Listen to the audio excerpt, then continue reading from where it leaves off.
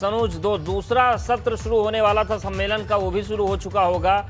क्या क्या यहां से संदेश देने की कोशिशें हो रही हैं? क्योंकि एक तरफ मदनी अगर सवाल उठा रहे हैं तो उनको जवाब भी मिल रहा है कि जो लोग अमन की बात कर रहे हैं वो पाकिस्तान परस्त रहे हैं।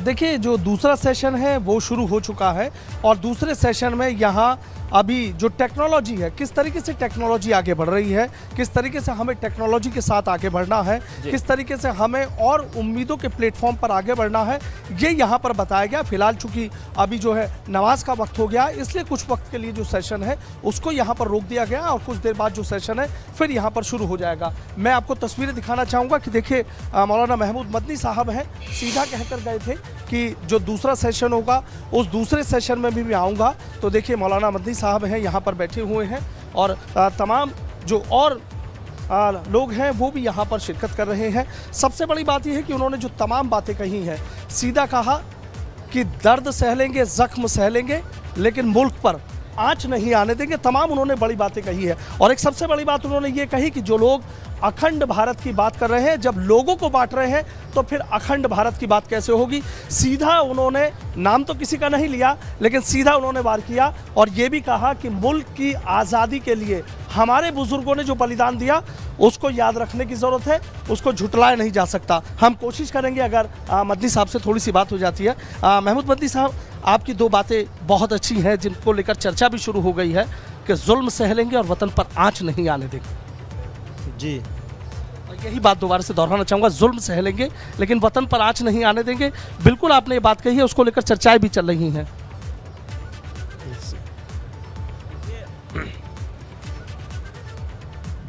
एक जिन हालात से मुल्क गुज़र रहा है और जिस तरह नफ़रत का बाज़ार गर्म किया जा रहा है, उसमें यही किया जा सकता है कि हम ये कहें कि हम हर जुल्म बर्दाश्त करेंगे लेकिन अपने मुल्क को बेइज्जत नहीं होने देंगे, उसमें आँच नहीं आने देंगे। जी हाँ, हेलो जी जी, देखिए, एक फ़ोन उनका ज़रूरी आ गया, लेकिन हम अपनी जो बातें हैं वो जारी रखेंगे। आज साफ बोलते हैं, बिल्कुल स्पष्ट बोलते हैं और आज यहाँ पर जिस तरीके से जमीयत उलेमा हिंद का यहाँ साहब कह रहे हैं कि जो माहौल है उस माहौल के बीच यही एक रास्ता बचता है कि वतन को ऊपर रखा जाए और आपके जरिए उनसे और बात करने की कोशिश करेंगे। लेकिन जिस तरीके से दूसरा सेशन जो है इस सम्मेलन का वो शुरू हो गया है और हालांकि थोड़ी देर के लिए रोका गया है नमाज के लिए, लेकिन आपको बता दें कि ये देवबंद में सम्मेलन बुलाया गया है जमीयत उलेमा हिंद का।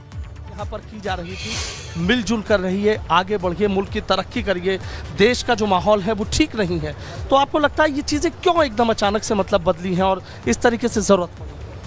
अपने मीडिया के जो भाई हैं उनसे पूछिए ना कि किस तरह बाज़ार को गर्म किया जा रहा है, किस तरह माहौल को नामुनासिब जगह ले जाने की कोशिश की जा रही है। तो ये चीज़ जो है वो किसी तरह मुनासिब नहीं है, तो हम लोग इसका विरोध करते हैं और देश में बसने वाले लोगों को इकट्ठा होना चाहिए और उसके लिए हर कुर्बानी देने को तैयार है, इकट्ठा होने के लिए हर कुर्बानी देने को तैयार।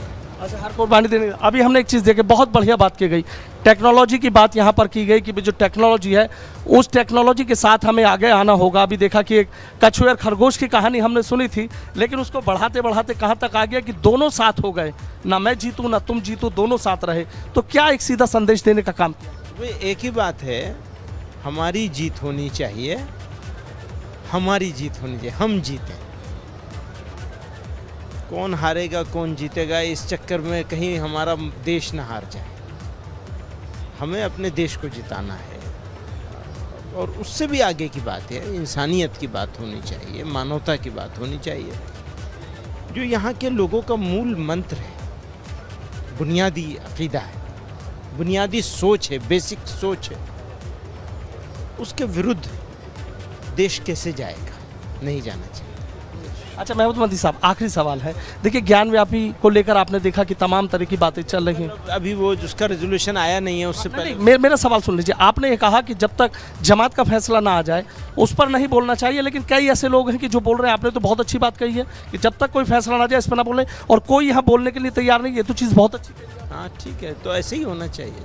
अच्छा, एक आखिरी सवाल, क्या होना चाहिए कि वही देश से आज़ादी के पहले का जमीयत उलेमा संगठन है और देश की आज़ादी के लिए साथ मिलकर लड़े हैं, देश को आज़ाद भी कराया, और अभी जिस तरीके से कहा जा रहा था शायद ना होते तो आज़ादी इतनी आसानी से ना मिलती, तो उस पुरानी बात को और आज के दौर की बात किया जाए तो लग रहा है चीज़ें बदलनी, उन्हें हमें बदलने की ज़रूरत है।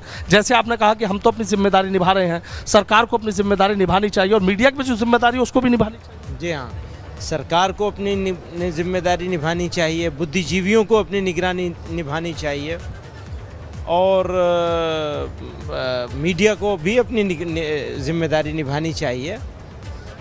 बेचना ज़रूरी नहीं है हर चीज़ का, तो बेचने पे आएंगे तो सभी लोग अपने अपने हिसाब से फिर चीज़ों को बेचना शुरू करेंगे, अपने हिसाब से नहीं बल्कि मानवता के हिसाब से, देश के हिसाब से चीज़ों को। सनूज मोहसिन रजा साहब बहुत भावना की बात आ नाराज जाती हैं जी से, उनके बयानों से लेकर इस पूरे सम्मेलन को लेकर, उस पर एक सवाल आप करिए कि मोहसिन रजा कह रहे हैं कि ये गलत ट्रैक में चीजें जा रही हैं। हम सद्भावना संसद करेंगे। अच्छा, मोहसिन रजा साहब नाराज हैं, बस आखिरी सवाल, मोहसिन रजा साहब पे मैं बात नहीं करूँगा। बहुत बहुत शुक्रिया। तो देखिए मौलाना महमूद मदनी साहब है, एक्सक्लूसिव बात कर रहे थे एबीपी गंगा से, सीधा कह रहे हैं मोहसिन रजा पर कोई टिप्पणी नहीं करूंगा, लेकिन सीधा कह रहे हैं कि मुल्क का माहौल बदलना चाहिए, लोगों को साथ आना चाहिए, लोगों को साथ मिलकर देश की और मुल्क की तरक्की के लिए आगे आना होगा। जो एक हमने सपना देखा है उस सपने को पूरा करना होगा, जो एक देश में डर का माहौल है वो नहीं रहना चाहिए। बिल्कुल। और सनूज ये भी जानना चाहेंगे कि आज का सेशन हो गया, ये जो प्रस्ताव की बात बार बार हो रही, मदनी साहब ने भी प्रस्ताव के बारे में कहा, क्या उस प्रस्ताव के बारे में कुछ जानकारी मिल रही कि उसमें क्या चीजें हो सकती हैं और कल कब ये प्रस्ताव लाया जाएगा सम्मेलन का? देखिए, चूंकि जो पहला सेशन था वो पहला सेशन हो गया है, दूसरा सेशन फिलहाल चल रहा है और यहाँ तमाम जो उलेमा आए हुए हैं, अभी बहुत सारी चीज़ों पर मंथन होना है और उसके बाद कुछ महत्वपूर्ण प्रस्ताव यहाँ पर रखे जाएंगे। हालांकि अभी तस्वीर पूरी तरीके से साफ नहीं कर रहे हैं कि कौन से वो प्रस्ताव होंगे, किस तरीके के प्रस्ताव होंगे, लेकिन हाँ एक चीज़ ज़रूर साफ हो गई है कि 1000 जो उन्होंने सद्भावना संसद की एक उन्होंने बात कही है, किस तरह के 1000 सद्भावना संसद, अभी हमारी एक्सक्लूसिव एबीपी गंगा ने सबसे पहले मौलाना महमूद मदनी साहब से बात की तो उन्होंने सीधा कहा कि 1000 सद्भावना संसद वो ये कहा यहाँ पर करेंगे, पूरे देश में जो 23 राज्यों में उनका संगठन है वहाँ पर जाएंगे, इस तरह के कार्यक्रम किए जाएंगे, लोगों को एकजुट किया जाएगा, लोगों को ये बताया जाएगा कि जब देश की आज़ादी के लिए हिंदू और मुस्लिम एक साथ लड़ सकते हैं तो फिर अब क्यों नहीं। जी।